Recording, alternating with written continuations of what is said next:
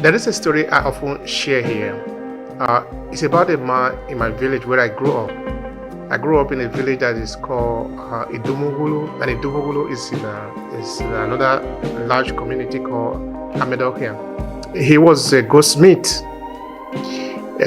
probably because he was having a leg problem, so he wasn't walking very fast, he wasn't able to walk, so he was always in the same place. But he was a goldsmith, the one that if you needed to prepare your knife, he's the one that prepares it. If you needed to maybe repair your traps, in the village, So we set trap to be able to catch rodent and some other animals in the forest, squirrel, that we use in the family. It's in the village, so we do all those things. But what I really want to point out there is that because this man was always refining his tool, always doing this, he was literally the best that everybody know of. So that anytime you want to do anything related to goldsmith, people will tell you, go to the store of Ojogun. What I'm really saying there is that it takes a continuous practice, or if you want to put it in a differently, it takes consistency to be able to refine our tools. Because stand-up comedian, they practice several lines for a number of times so that it can land. Because if it cannot land, the people will not laugh. If people do not laugh, they are not going to pay. And if they don't pay, you are not in business. So storytelling is not just knowing how to put words there. It's about knowing how to arrange there. You have a deck card there. Knowing how to know, this is what I'm going to say. After this one, I add it, then add it. Then at the end of the day, somebody look at the story and say, that is really captivating. It is practice. It is learning. It is to be able to do that. To be able to do it the way you are doing it.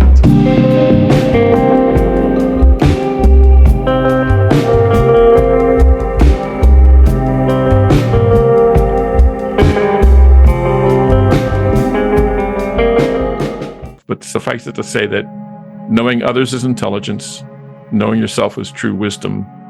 Get a deck of 3x5 cards and start trying to put the people that have gifted you your genius on those cards.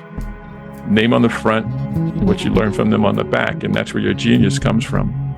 And then when you act in the world, you're honoring them with the genius that you got from them, and you'll keep on track because of that, and people will recognize you for that, and they'll say, when you're not in the room,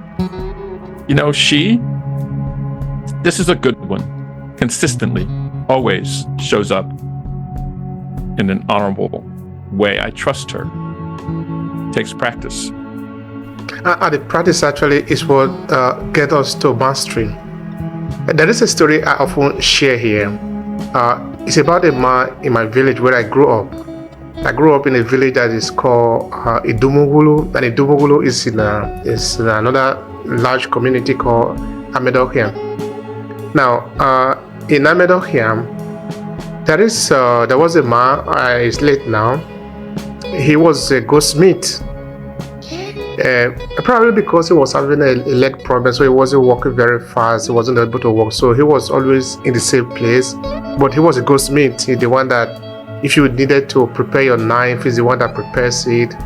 If you needed to maybe repair your traps, in the village, So we set trap to be able to catch rodent and some other animals in the forest, squirrel, that we use in the family.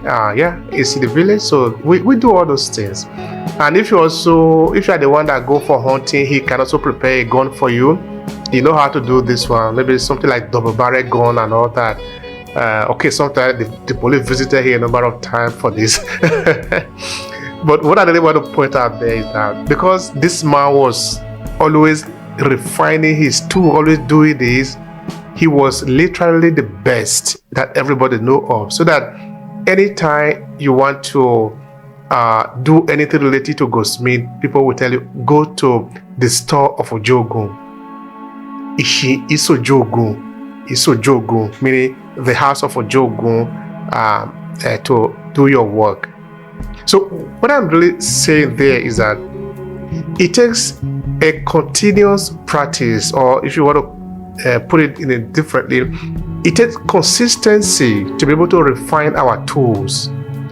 Because when we were born, sometimes some people might have been born with the skills to tell story, but many of us are not. Even though story is actually inherent in us, is deeply rooted in all of us, not all of us know how to tell story. To tell a story is an art, because you need to know how to tell story. You need to know how to touch the heart of the people so that they can respond to you. That is why stand-up comedian, they practice several lines for a number of times so that it can land.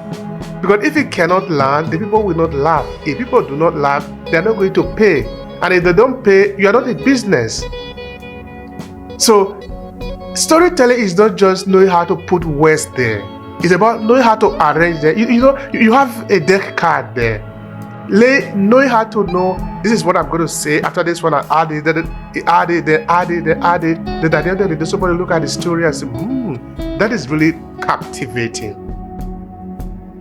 It is practice. It is learning. It is years to be able to do that. To be able to do it the way you are doing it. So mastery really is important for us. But anyway, we will come back to this because we are not in haste. For today, this is what we are really going to take. This 4-part facet of storytelling for business. And we are coming back to talk more about it in different other episodes.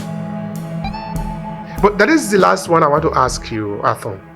What will businesses take away? What is the message you want business to take away from me? This is the last question before we close today's conversation. I think you've already said it. Your summary that you just gave is the summary that I will give as well.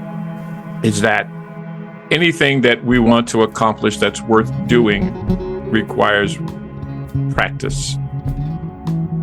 And oftentimes, if you're running track, if you're making pottery, you don't just start and watch YouTube videos and hope that you'll throw a great pot on the potter's wheel. If you're really serious about being good at it, you're going to find somebody who's done it before you, because you can see the work that they've done and you go, oh my gosh, they make amazing pots. I've watched some YouTube videos, but I want to get better at this. I'm going to go to that master pot maker and sit with them and watch them on their potter's wheel. And after a while, they'll guide me in the process. Mastery requires that we have aspirational goals. We stretch goals. Things that we don't think we can do, we reach for. I'm not sure I'm a great storyteller, but I'm going to practice. And I'm going to find a guide, someone that I know that tells great stories, and I'm going to ask them to coach me. And I will practice stories with them and learn from them. And I'll gain mastery because of my commitment to that master and to the process. Mastery is something that we do deliberately, consistently. It takes commitment. And we know when we fully commit to something, then providence moves too. So commit to deliberate practice. Find a coach that can guide you. And whatever it is that you aspire to do, your commitment and the assistance of that coach, you'll accomplish great things. And then one day, you'll be able to coach someone to do the same thing.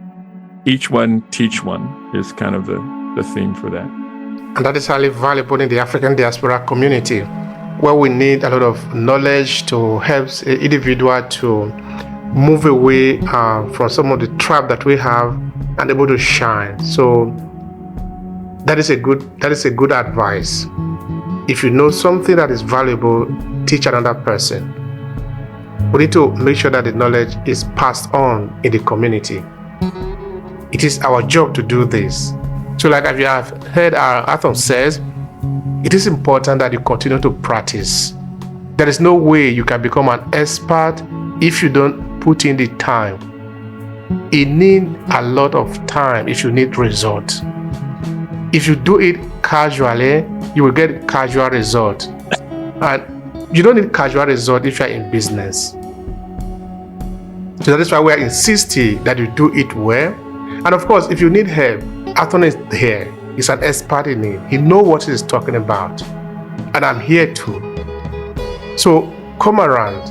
Let's leverage the power of storytelling for what we are doing, particularly within the area of business. It's going to change the game for you. But this is what you can do for us. If you find any value in this video, why don't make your comment? Let us know what you like about it.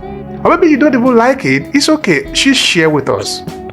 We are willing to listen to you, even when you don't like it. Maybe I speak too much, or maybe Arthur, you didn't even get anything that he was saying. It's okay. We want to hear from. This is story. I said my own. You also say your own. What do you think about it? Well, you know, this is a perfect segue into story building. So collaborate with us to co-create a program that benefits all of us. Tell us what landed well with you and what you want more of. Tell us that was like just a missile over your head. Like, I don't know what that guy was talking about. We won't do more of that, but tell us what works, because you're the customer in this, right? And this is the story building process. What we're opening the door to you in the comments to say, that one thing that you went, I wish you had gone deeper. I wish you had told me more about that, because I think that's something that I could really use tomorrow. And this thing that we didn't talk about, if you talked about this would help me in this way, because you guys sound like you know stuff. So collaborate, and we will co-create a show that we'll enjoy producing, and we'll enjoy it because you'll get great value from it. Why? Because you told it that's the value that you want, and we will do our best to deliver. Story building, that's the business that we're in. Perfectly said.